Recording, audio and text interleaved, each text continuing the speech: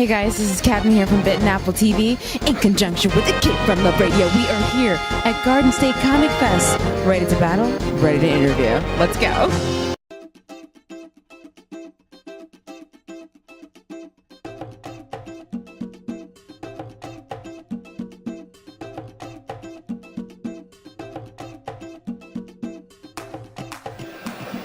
Hey guys, this is Captain here from Bit and Apple TV in conjunction with It Came From the Radio. We are here down at Garden State Comic Fest. Now, of course, I cannot get away from Source Print. Now, I've been at this booth for a while now.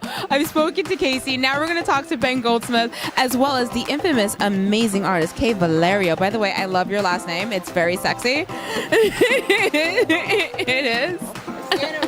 It sounds like a very legit old-timey artist, like very Italian, like Renaissance-y, and I'm like, it's not. No, it does. You're like, oh, who's this artwork by? Valerio. You're like, oh. I would also smoke that cigar. I'd be like, oh, this is a Valerio, you know. As you guys can see, this is exactly why I've been spending so much time here at this booth. Now, Seance Room is written by Ben Goldsmith here, and it has a really funky feel to it. Like, it reminds me of, Dark Shadows, Twilight Zone, but I need you guys to learn a lot much more about this book and find out about her style of drawing and how everything came together. So, Ben? Absolutely. Thank you so much. By the way, you're amazing with names. Yeah. Look at it. Because, no, she really is, and I hope everyone appreciates that at home, because we get interviewed and people will be like, I'm here with the amazing... You know what I mean? Like, all the time. So we wrote this book. It's essentially what happens is there's a gentleman who owns a mansion, and in that mansion, 6 ghosts are trapped. Now, what would happen is you'd enter the mansion, and one of those 6 ghosts would come to life and force you to face your deepest fear or secret. Now, that's essentially the thing. Every issue is a complete one-shot story, just like an episode of The Twilight Zone. Different ghost, different person, different psychological torment. So that's essentially how it is. I can't tell you any more than that, because that's, you gotta pay for that information.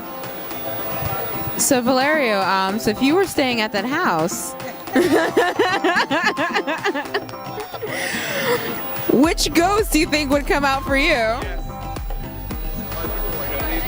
show the ghost thing. I want to know the answer to this. It would probably be time.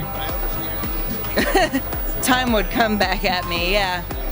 Time is not on your side. Yeah. And you running out of time, never on time. Honey, aren't we all? And Ben? Fortune and luck. Yeah. I don't go gambling because I literally never win. I'm the worst at it, yeah. The only time I ever $20 in a machine once, hit the wrong button and it was all gone. I was like, I'm done.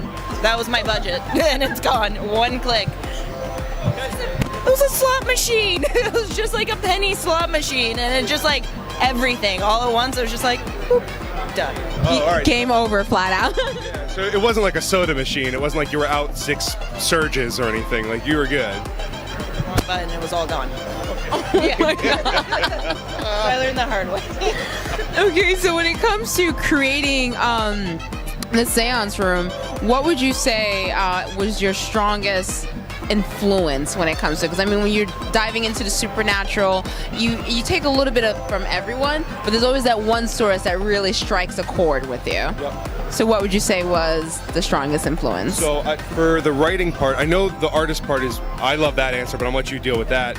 The writing part was, there's a place called the Magic Castle in Los Angeles, and it's an invite-only house up on the hill in the Hollywood Hills, and I got to go there one time, and it's a place where pianos magically play whatever you ask them to. It's a place where doors open where there were none. It's a place that, and being there, there's something about being there that felt like, when I'm here, anything could happen.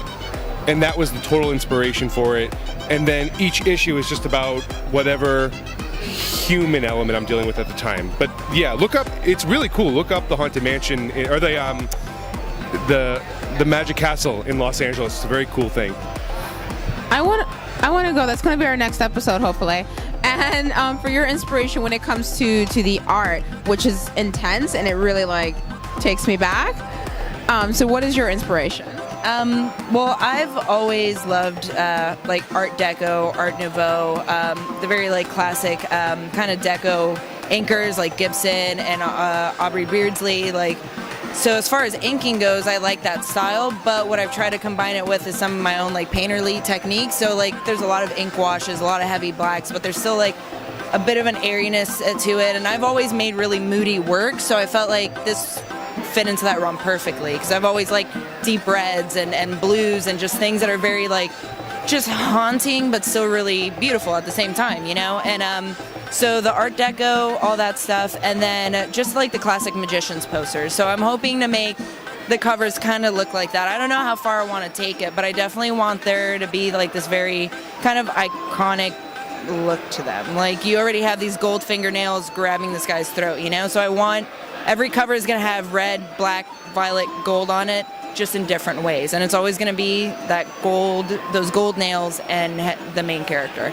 So kind of like in the realm of like how American Horror Story does their promos, I've always loved those. So I want it to be that kind of like striking like little bits here and there to just like really make it stick in people's brains. I think you're doing an excellent job of it, because I was walking by and I'm like, ooh, what's that?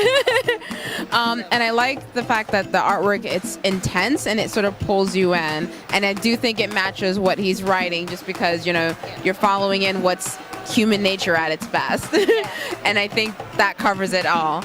So for people who are falling in love and they're like, I want to know what kind of ghost I'd end up with, where can they find you? Sure. So you guys can go to www.seanceroomcomic.com to keep up with everything. We are on Facebook on the Seance Room. I'm on Facebook. Kayla's on Instagram. Follow her stuff. She does incredible art. I mean, the whole reason I'm here is because I bumped into Kayla at a convention. I bought a Catwoman print that she did, and years later I said, hey, I got a thing. What do you think? And so that's how I started off as a fan. I really did. No joke. No joke, just like you, Cadma. I was a fan. Also, she's the real deal, because she actually bought our book the day before this whole deal, all right? So she's not playing at you guys with your care, you know what I mean? She's the real thing, guys. Watch this. So much attitude, God. I love this booth so much. And where can people find you on Instagram? Even though I already followed her and tagged her on before the interview started, but just for viewing purposes.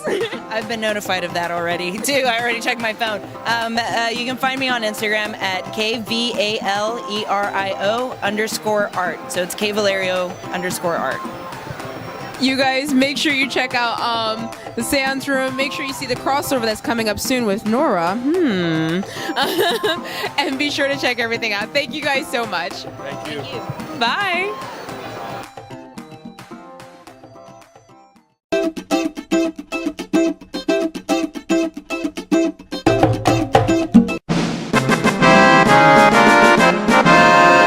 Victory.